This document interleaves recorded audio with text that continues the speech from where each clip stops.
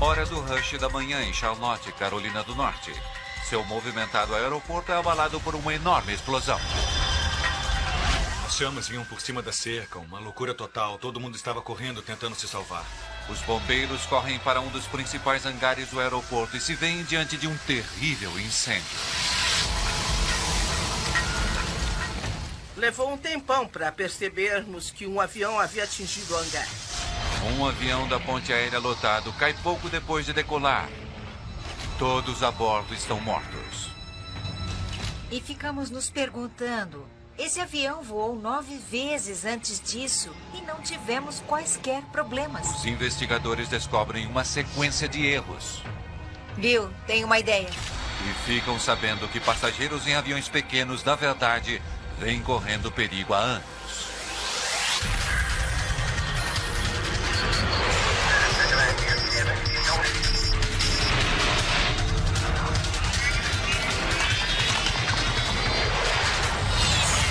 Mayday, desastres aéreos. Essa é uma história real, baseada em relatórios oficiais, transcrições do controle de tráfego aéreo e do gravador de voz da cabine, além de relatos de testemunhas. Peso fatal. É manhã de 8 de janeiro de 2003 em Charlotte, Carolina do Norte. Uma cidade de 500 mil de pessoas acorda. No aeroporto internacional de Charlotte Douglas, a piloto comercial comandante Kate Leslie chega cedo ao trabalho. Com apenas 25 anos, nascida no Texas, ela voa pela Air Midwest faz quase 3 anos. É um dos comandantes mais jovens em sua empresa. Oi, Tom. Tem um ótimo voo. Ela é um piloto de primeira linha e vem construindo sua carreira em um dos aeroportos que mais crescem nos Estados Unidos. Esse aeroporto é um importante eixo doméstico para a US Airways, com voos para a maior parte das principais cidades do leste dos Estados Unidos. A Air Midwest tem um serviço de ponte aérea como US Airways Express. Ela opera uma frota de aviões Beechcraft 1900D, um pequeno avião para 19 passageiros que cobre pequenas distâncias, uma aeronave confiável da indústria. Hoje, a comandante Leslie estará no comando de um 1900D em uma viagem rápida de 30 minutos até o aeroporto de Greenville-Spanterburg, em Greer, Carolina do Norte. Seu copiloto é Jonathan Gibbs, de 27 anos. Como dormiu a noite passada? Eu sonhei que estava em Miami. Atenção, senhoras e senhores. Esta é a última chamada para o voo 5481 da Air Midwest para Greenville, Spartanburg. Todos os passageiros... Entre os passageiros que voam para Greer esta manhã está Christiana Shepard, de 18 anos. Portões E1 a E32. Os pais de Christiana, Doug e Teresa, são missionários batistas e estão trabalhando nos Açores. Christiana deixou os Açores em 7 de janeiro. Passou a noite no aeroporto em Boston. E aí embarcou na manhã seguinte no voo logo cedo de Boston para Charlotte e depois para Greenville. Portanto, ela estava voltando para a faculdade. Christiana era uma pessoa muito especial e era uma pessoa que vinha até você e abraçava e dizia, sabe... Ela vinha sem razão alguma, lhe dava um abraço e dizia, papai, eu amo você.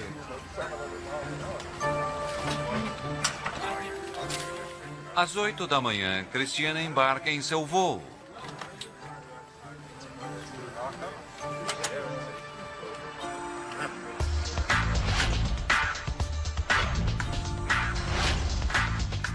Enquanto isso, como parte de sua lista de verificação padrão antes da decolagem, a tripulação calcula o peso de todas as bagagens, passageiros e combustível no avião. Isso é feito para garantir que o avião não esteja sobrecarregado e que o peso esteja dividido de forma uniforme, um cálculo feito em todos os aviões comerciais. Você sabe se o avião está lotado? Tem 19 pessoas na parte de trás. Ainda não sei quanta bagagem. Certo.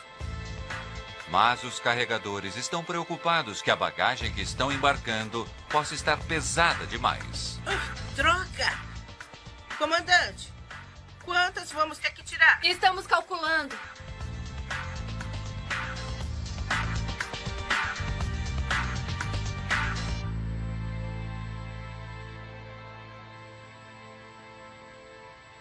Achamos que não teremos que tirar nada. Legal, 7719. 7765 é nosso peso, não? Sim, no máximo. Então, estamos bem. Estamos bem.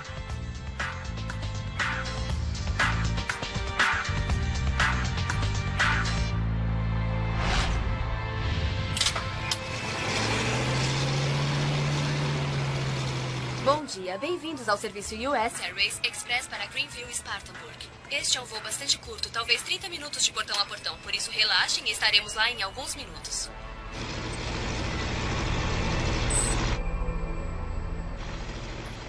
Antes da decolagem, a tripulação verifica os controles de voo, inclusive leme e profundor, que ajudam a controlar a direção do avião.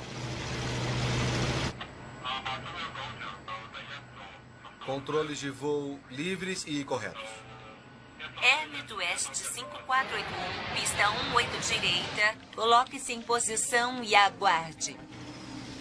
A comandante Leslie está a minutos da decolagem. Na pista à frente deles está um Bombardier CRJ pronto para decolar. Aquele CRJ é sem dúvida um belo avião, não é? É, eu adoraria pilotá-lo. Com a forte turbulência liberada pelo CRJ, a comandante Leslie precisa ficar a uma distância segura. Vão nos mandar para longe com seu deslocamento de ar. Air Midwest 5481, virar à direita em direção a 230, livre para decolagem. Potência para decolagem, por favor. Potência estabelecida. 80 nós, verificação cruzada. A 80 nós, os pilotos verificam se instrumentos-chave estão funcionando. Sem sinais de problemas, Leslie e Gibbs prosseguem com a sua decolagem. Para o controle de tráfego aéreo, a decolagem do voo 5481 é perfeitamente normal. Pra cima.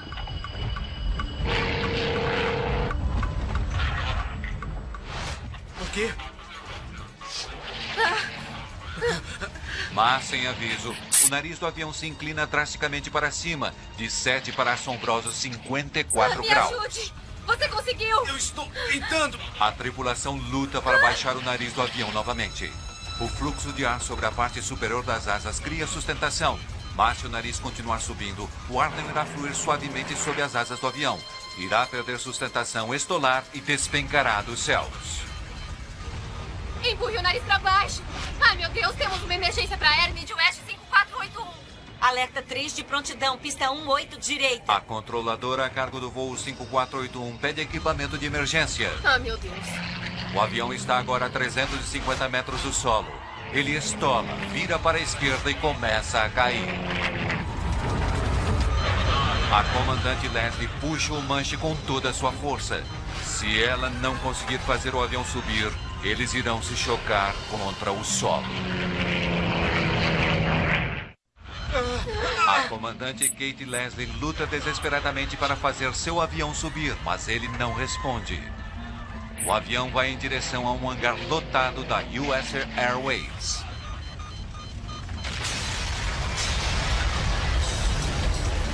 O voo estava carregado com quase 1000 quilos de combustível, altamente inflamável, colocado pouco antes da decolagem. O impacto faz com que todo aquele combustível incendeie imediatamente. Agora o fogo intenso ameaça envolver todo o hangar. Há vários aviões e centenas de pessoas trabalhando ali dentro. Corpo de bombeiros? Emergência, um avião acaba de cair. Certo, um avião acaba de cair. Isso, foi no aeroporto da US Airways e há chamas por todo lado. Temos um código 10 aqui. Um avião caiu na extremidade sul. Repito, uma queda de avião confirmada, com incêndio. O chefe Kate Rogers, de 38 anos, está dirigindo para o trabalho quando recebe uma chamada de código 10. Código 10 significa que é uma queda confirmada de avião. E, em geral, esse tipo de chamada é um tipo de acidente que só ocorre uma vez em sua carreira. Cindy Overcash é bombeira no departamento de bombeiros de Charlotte. Na verdade, não era possível ver o hangar daqui, só uma enorme nuvem de fumaça negra, e sabíamos que a coisa era realmente séria. Código 10 no aeroporto. Batalhão 1, Batalhão 2, 21. No edifício ao lado, o diretor de vendas, David Isola, ouve a explosão. Eu estava na minha mesa e eu ouvi um barulho muito alto. E depois um rapaz da sala do lado entrou e disse que tinha visto um avião cair. E aí eu peguei minha picape e fui até o local. A 60 metros de distância, Isola registra os primeiros momentos da tragédia.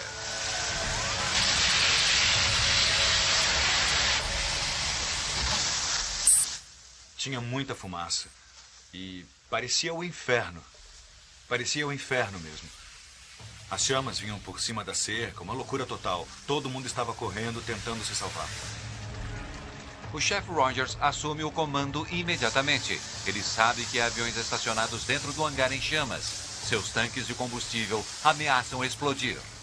Nossa preocupação era, primeiro, as pessoas dentro do avião. Segundo, as pessoas que trabalhavam no hangar. E, terceiro, nós tínhamos de nos preocupar com os aviões que estavam em reparos, se estavam em chamas. Tínhamos muitas situações cruciais com que lidar. Em questão de minutos, os bombeiros começam a controlar o terrível incêndio. A esperança agora é que em algum lugar dentre os destroços haja sobreviventes.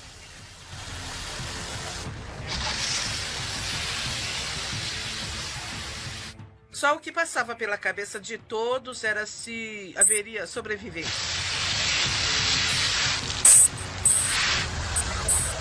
O chefe Rogers envia um grupo de bombeiros, liderados por Cindy Overcash, para dentro do inferno.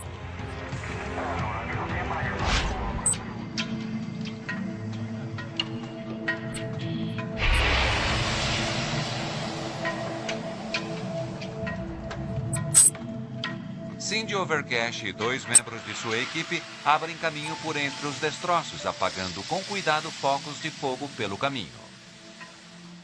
No cenário do fogo, vimos o que imaginamos que fossem bonecos de simulação de acidente. Achávamos que um avião havia explodido ali dentro, lançando os bonecos de treinamento para fora.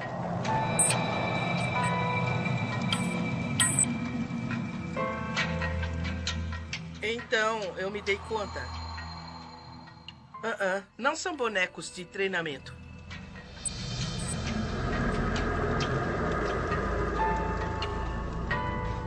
Eles levaram alguns minutos para perceber exatamente o que havia acontecido e ficou claro que não havia sobreviventes. A perda é total. Todos os 19 passageiros, assim como a comandante Leslie e o copiloto Gibbs, estão mortos. Cerca de 8h53 esta manhã, tivemos um acidente aéreo com 19 passageiros e 2 tripulantes. Não há sobreviventes. Esperamos nunca ter de responder a uma situação com um número tão grande de perdas humanas, mas esse é o nosso trabalho. Esse é um dos trabalhos mais difíceis para um bombeiro enfrentar em sua carreira. Para os médicos e as equipes de resgate, a penosa experiência está acabada. Mas para amigos e familiares das vítimas, a angústia apenas começou. Eu estava andando pela sala de estar. Parei e disse: meu coração está batendo agora como estava batendo. Então perguntei: a Cristiana já ligou? Ela disse não. Então eu soube o que havia ocorrido. Simplesmente sabia. E então fui até o telefone e liguei para a escola. Sim, senhora Shepard, temos mais notícias. E ele me contou que o avião havia caído durante a decolagem. Perguntei se havia algum sobrevivente e ele disse não. E então soube que tinha de contar ao Doug que estava na garagem. É uma coisa que você nunca esquece. Eu estava trocando uma lâmpada fluorescente e Teresa chegou até a porta e... Como é que se diz isso? Você usa palavras todos os dias? Como se pode usar palavras para arruinar a vida de alguém?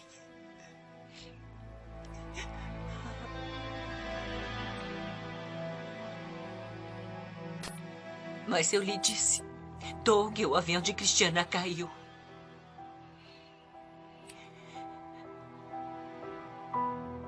Naquele momento, meu mundo desabou.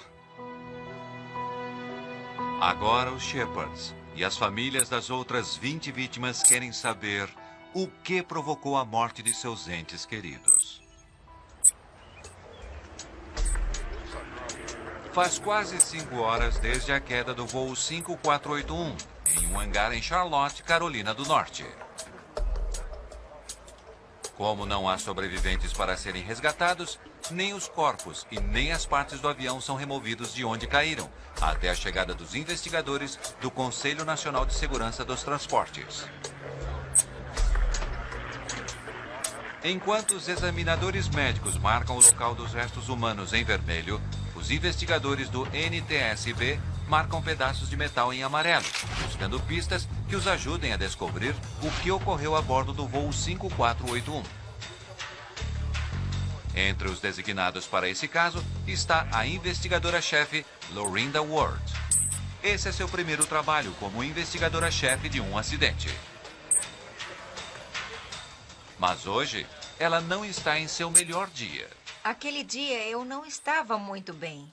Estava lutando com o resfriado e toda aquela adrenalina no corpo, no momento. Então, isso, na verdade, compensa o fato de não estar se sentindo bem. E eu sabia que as outras pessoas em minha equipe eram experientes. Por isso, me senti confortável indo até Charlotte.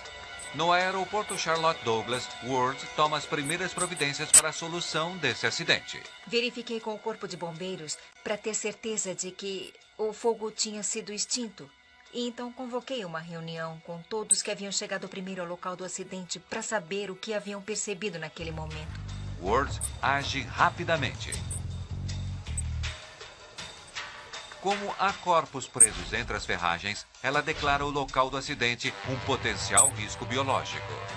Os investigadores que fossem entrar em contato com os destroços deveriam usar roupas de proteção para examinar os destroços e identificar os restos mortais das vítimas. Ao chegarmos ao local do acidente, não parecia haver um avião ali. Devido ao fogo, ao incêndio depois da queda, quando se andava por ali era difícil imaginar que havia no local um avião com capacidade para 21 pessoas. Enquanto o trabalho continua no local do acidente... Muito bem, vamos lá! Lorinda Ward e sua equipe procuram sinais da queda nas proximidades. Enviamos o pessoal para que examinassem meticulosamente a pista de onde o avião havia decolado, para apanhar qualquer coisa que houvesse na pista para ver se tinha alguma relevância na investigação do acidente. As pistas não podem ter nenhum detrito. O menor objeto pode se tornar um projétil mortal se atingir um avião durante a decolagem. 3 anos antes, um Concorde passou sobre um fragmento de metal de 40 centímetros em uma pista em Paris. O tanque de combustível do avião foi perfurado e se incendiou. O avião subiu a 200 metros antes de cair sobre um hotel nas proximidades. 109 pessoas a bordo e 4 pessoas em terra foram mortas. No aeroporto internacional de Charlotte Douglas, os investigadores vasculham a área. Eles encontram uma tampa de combustível perigosamente próxima à pista. O que conseguiram? Aquilo poderia ser sugado por um motor e o mais importante seria o dano que isso poderia causar ao motor. A descoberta levanta uma possibilidade interessante. A de que quando o voo 5481 acelerava na pista durante a decolagem, a tampa de combustível foi lançada na pista, atingiu os rotores do motor e provocou a queda do avião da comandante Leslie.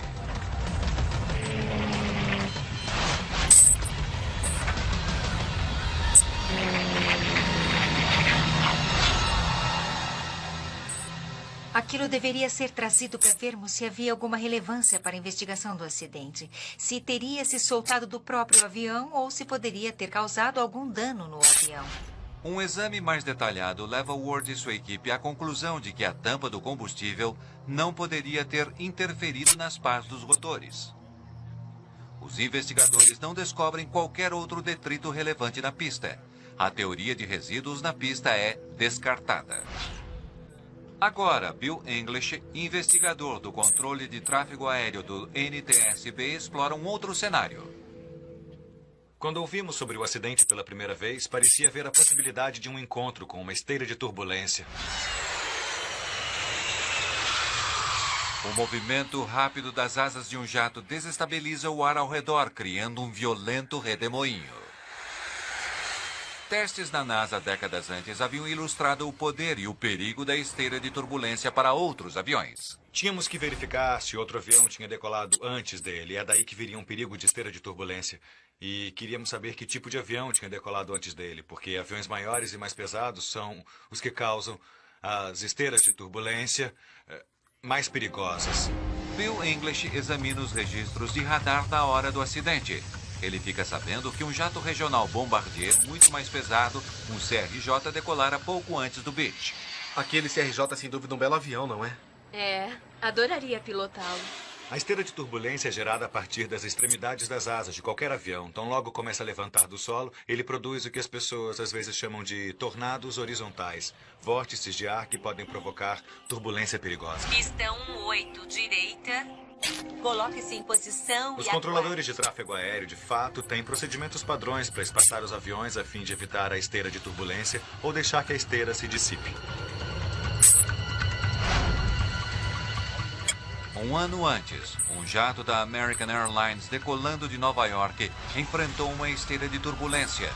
O avião caiu em uma área residencial vizinha. 260 pessoas que estavam no avião e 5 pessoas em terra morreram. Vão nos mandar para longe com seu deslocamento de ar. Air Midwest 5481, livre para decolagem.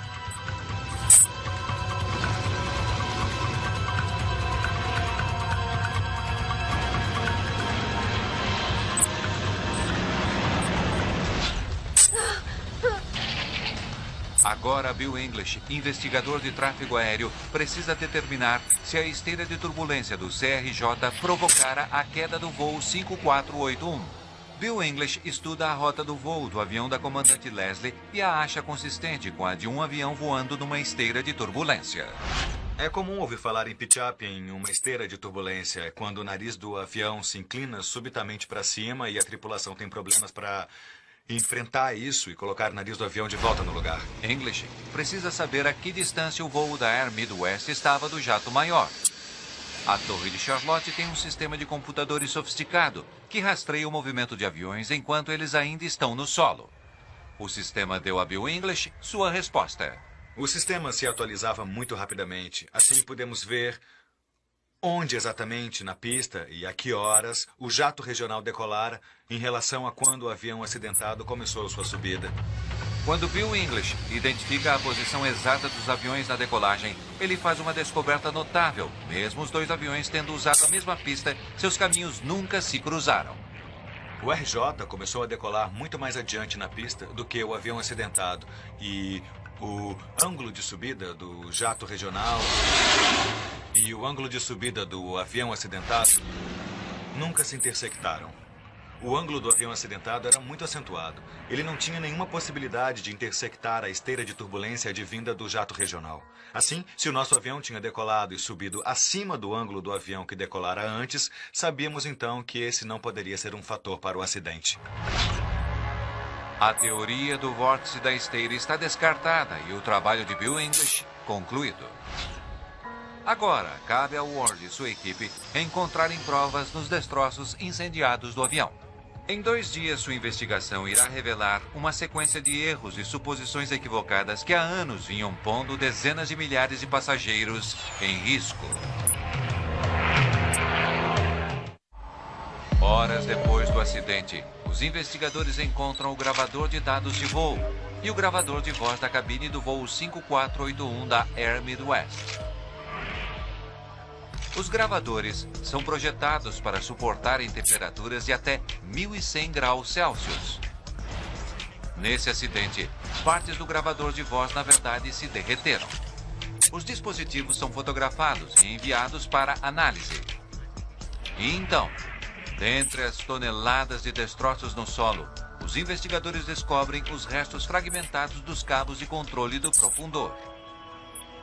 Vitais para o controle do voo, esses cabos fazem a ligação do manche do piloto com o profundor. um painel aerodinâmico que ajuda os pilotos a subir e descer. Os esticadores mantêm os cabos retesados. Para subir, os pilotos puxam um manche. Os cabos puxam o profundor para cima, forçando o nariz para cima. Para descer, os pilotos empurram o manche. Os cabos inclinam o profundor para baixo e o nariz abaixa. Entretanto, enquanto os investigadores examinam os cabos e esticadores queimados do avião da comandante Leslie, alguma coisa já parece estranha. Eles pareciam incomuns. Não estavam na posição normal em que você os encontraria. Nesse caso, tínhamos um deles ajustado para fora e outro ajustado totalmente para dentro. Portanto, deixamos aqueles para verificarmos depois. Enquanto o trabalho do laboratório continua, o investigador do NTSB, Stephen Carbone, viaja até Huntington, na Virgínia. Ele entrevista mecânicos que trabalharam no avião no dia anterior ao acidente. Na época, ficamos sabendo que ele acabara de sair de uma checagem detalhada, que chamamos de verificação de rotina. E, cientes disso, começamos a verificar a possibilidade de alguma coisa ter sido feita durante a verificação e que precisasse ser examinada do ponto de vista de uma investigação. Os cabos precisavam de reparos.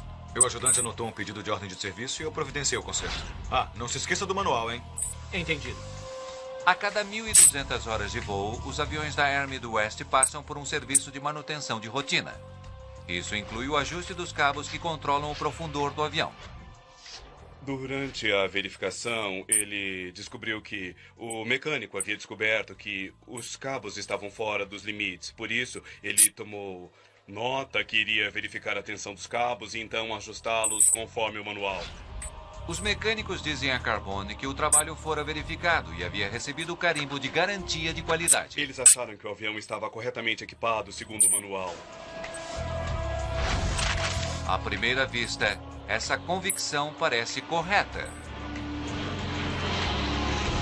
Depois da manutenção, esse avião Beech decolou e aterrissou 9 vezes sem problemas, antes que a comandante Leslie assumisse seu comando.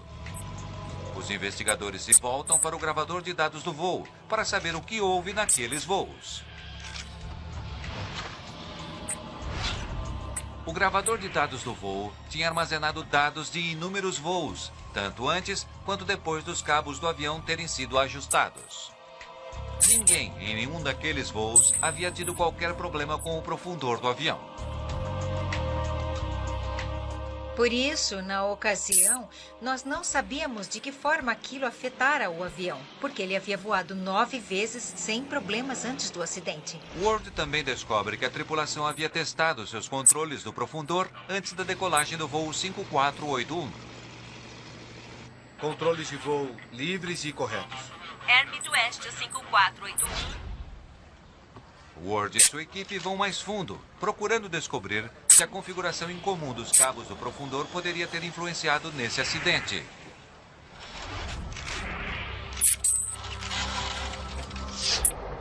O que eles descobrem chega ao que efetivamente deu errado. Normalmente, os dois esticadores são quase exatamente do mesmo comprimento. Mas no avião da comandante Leslie, um esticador é claramente mais longo do que o outro. Para estabelecer a tensão de cabo correta, os mecânicos apertam os esticadores. Mas se um esticador é muito apertado, isso encurta os cabos e reduz o alcance de movimento do controle do profundor. O profundor precisa ser capaz de inclinar o nariz do avião em 14 graus para baixo. Mas seu ângulo para baixo foi, na verdade, reduzido pela metade, para apenas 7 graus. E o resultado foi fatal. À medida que o voo prosseguia, o nariz inclinava-se para cima conforme o esperado durante a decolagem. O quê? Empurre o nariz para baixo! Ai, meu Deus!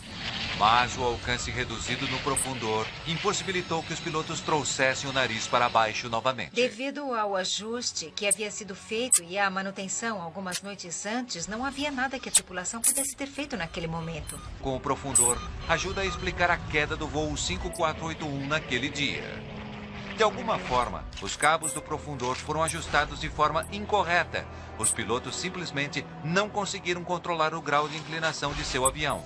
Stephen Carbone quer saber como os mecânicos cometeram um erro tão crítico. Estou vendo isso aqui. Ele volta ao hangar para fazer perguntas aos mecânicos de plantão naquela noite. Dessa vez, eles lhe contam uma história diferente. A maior parte dos rapazes estava aprendendo o trabalho. Os mecânicos que trabalhavam para a empresa aérea eram contratados da empresa de prestação de serviços. E os mecânicos que trabalhavam no avião naquela noite tinham pouca experiência com o Beech 1900D.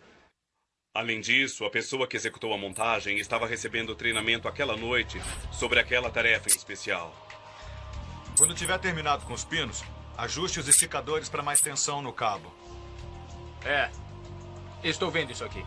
O ajuste dos cabos do profundor não é um processo simples. É um procedimento que leva tempo e que envolve 25 etapas diferentes. Certo. E as outras etapas? Bom, não se preocupa com isso. Apenas verifique a tensão dos cabos quando estiver terminado e está tudo bem. É isso aí. O mecânico pulou 9 etapas naquela noite. Uma delas envolvia a manipulação do profundor através de todo o seu raio de movimento. Se eles tivessem seguido as etapas conforme descritas no manual, eles teriam encontrado os problemas que haviam surgido. Bem, eu descobri que esse mecânico havia pulado procedimentos e eu fiquei realmente abalado com aquilo. Esse erro afetou a nossa vida e a vida de 21 pessoas. 21 famílias foram destruídas. Porque você nunca se recupera de uma coisa dessas. Os Shepards processaram a empresa aérea. Eles também exigem algo sem precedentes na aviação americana. Um pedido de desculpas. Eles queriam mais do que simplesmente conseguir um acordo justo em termos financeiros. Eles tinham necessidade de insistir na humanização e mostrar quem eram as vítimas dessa tragédia. Os Shepards acreditam que a melhor maneira de conseguir um pedido de desculpas é mostrando quem era Christiana. Resolvemos pegar essa fotografia e enviar para as pessoas que estavam envolvidas no acidente, na investigação, para que Christiana não fosse apenas um número, ou um número de poltrona, ou um número de passagem, ou uma quantia acordada. Para que eles pudessem, de fato, ver que ela era uma pessoa. A jornada legal começou quando resolvemos que, ao querer um pedido de desculpas, queríamos que dissessem: nós realmente provocamos isso. Acreditávamos que a empresa aérea se desculparia. Não fazíamos ideia que empresas aéreas não se desculpam. Eles haviam feito algo errado e deveriam assumir e dizer: sentimos muitíssimo pelo que provocamos e estamos tomando providências para reparar. Nesse caso, os mecânicos haviam feito uma coisa que acreditavam ser perfeitamente razoável. Achavam que aquele seria mais um dia de trabalho.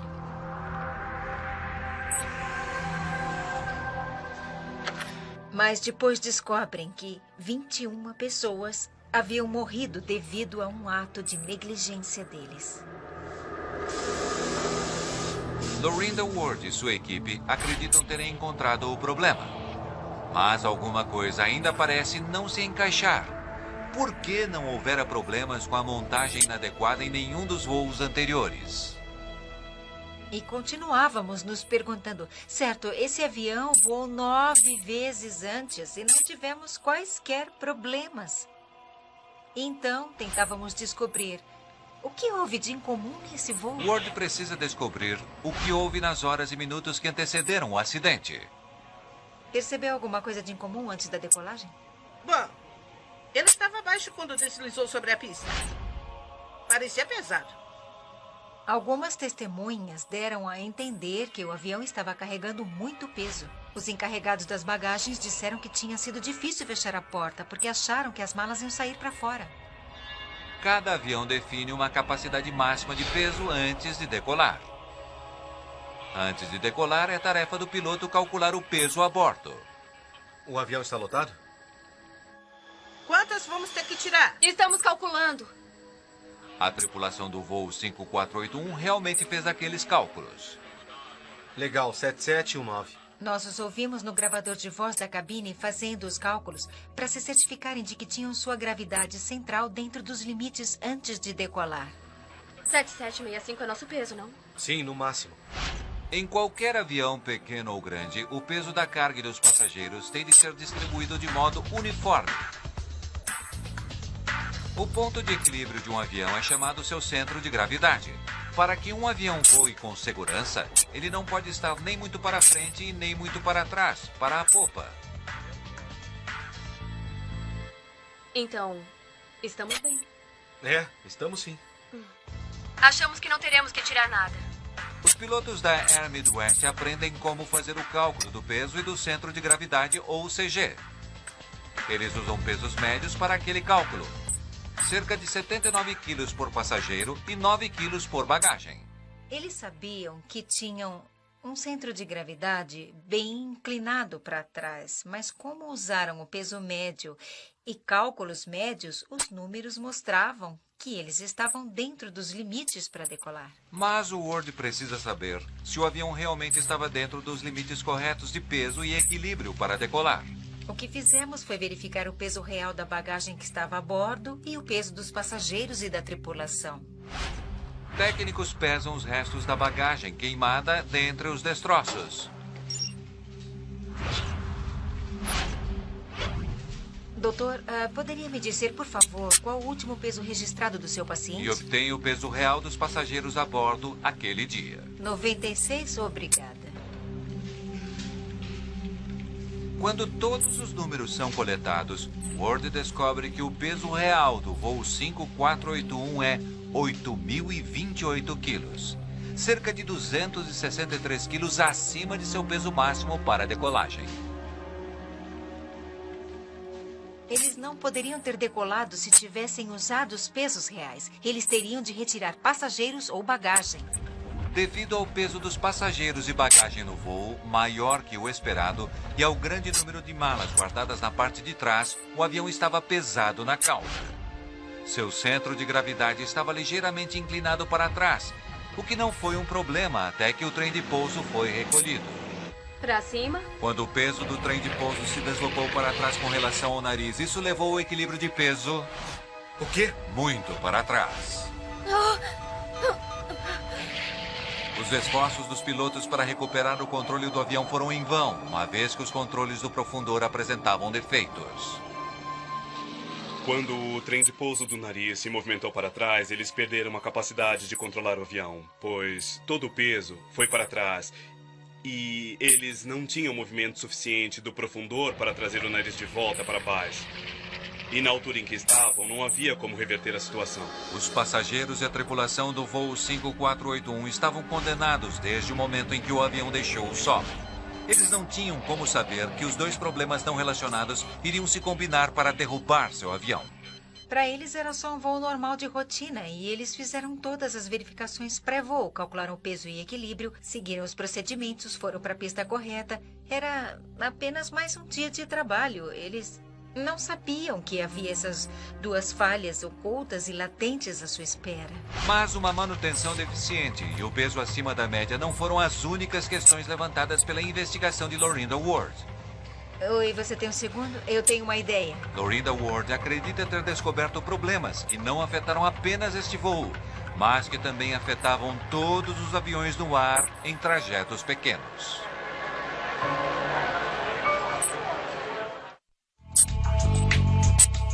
Os investigadores do NTSB dizem que todo desastre aéreo torna as viagens de avião mais seguras.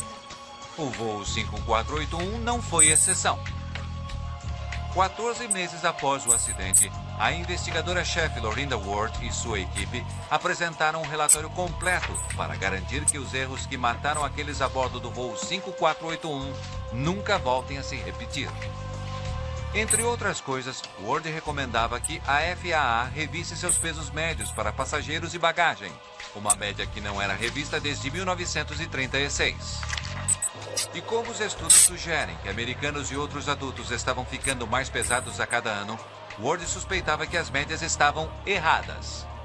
Recomendamos à FAA que obrigasse as operadoras a fazerem uma pesquisa em suas operações, tanto no verão quanto no inverno, para ver com que precisão esses pesos médios refletiam o peso do público que realmente voava em seus aviões. Depois de conduzir uma pesquisa com passageiros, a FAA chega a uma conclusão alarmante. O peso médio do passageiro adulto americano era de cerca de 88 quilos e não 79.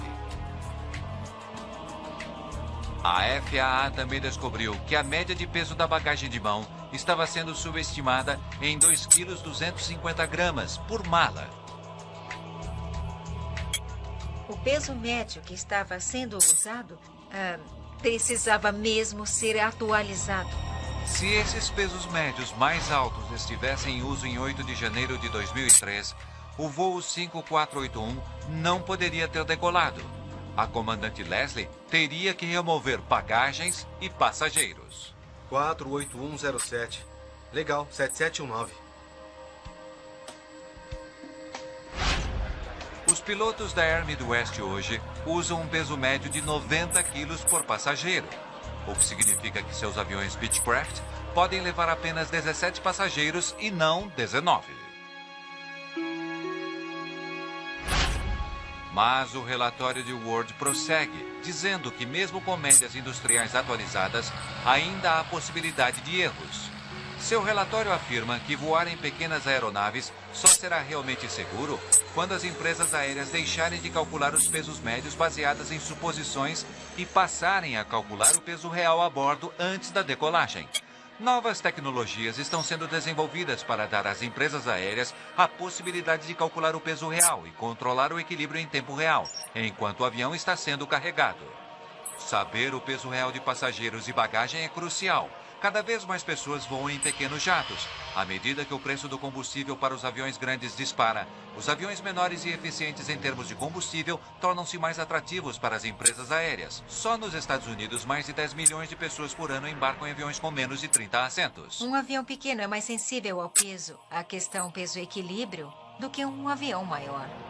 Apesar das recomendações de Ward e das tecnologias disponíveis, quase 70% dos aviões pequenos em voos regulares ainda usam pesos médios em vez de pesos reais.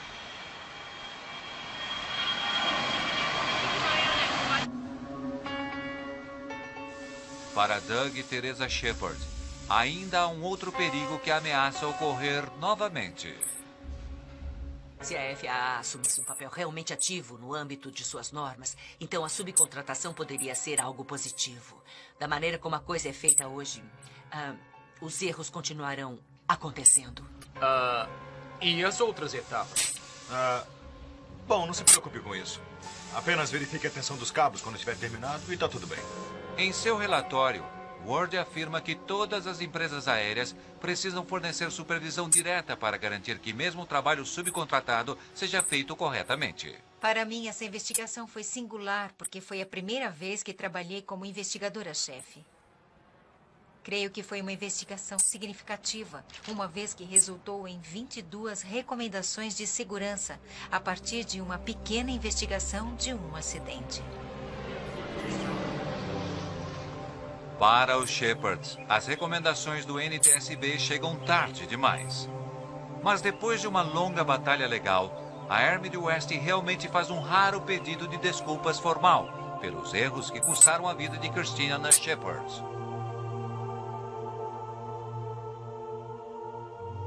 Meu nome é Ron Goldman e estou aqui hoje para apresentar as desculpas públicas e vou dizer algumas palavras. Uma desculpa pública em casos de aviação é algo sem precedentes.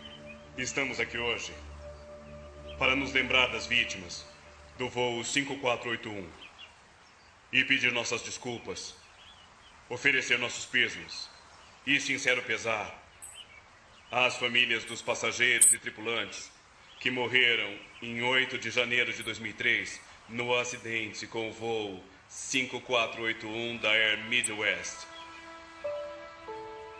A aceitação de responsabilidade sugere que as recomendações feitas pelos investigadores do Conselho não devem ser esquecidas, mas, pelo contrário, devem ser levadas a sério. Pois se você não os levar a sério, haverá responsabilidade pública além de responsabilidade pessoal. As pessoas nunca deveriam se esquecer que quando estamos fazendo o nosso trabalho, precisamos nos lembrar da importância dele. Não importa nossa posição social ou nossa posição em uma empresa, se estamos lá embaixo ou se estamos no topo, temos responsabilidades.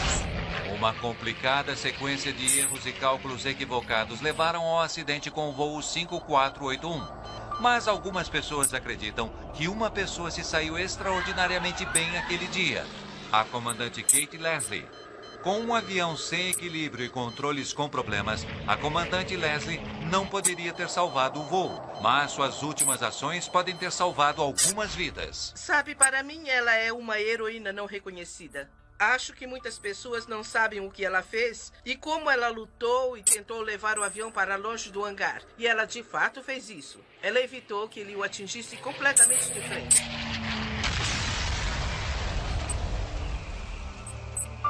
O que provavelmente evitou que muitas outras pessoas morressem naquele dia. Foi a bombeiro Cindy Overcash que encontrou o corpo da comandante Kate Leslie entre os destroços. Até hoje, Overcash ainda sente uma ligação especial com a jovem piloto. Não sei, sinto uma afinidade. Não sei porquê, não sei. Talvez pelo fato de eu a ter encontrado e estar ali quando ela deixou esse mundo. Não sei, mas penso muito nela.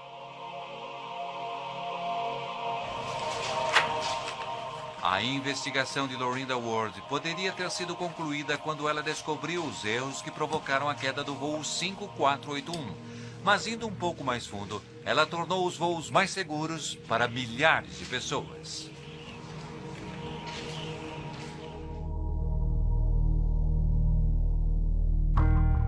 Versão brasileira Centauro.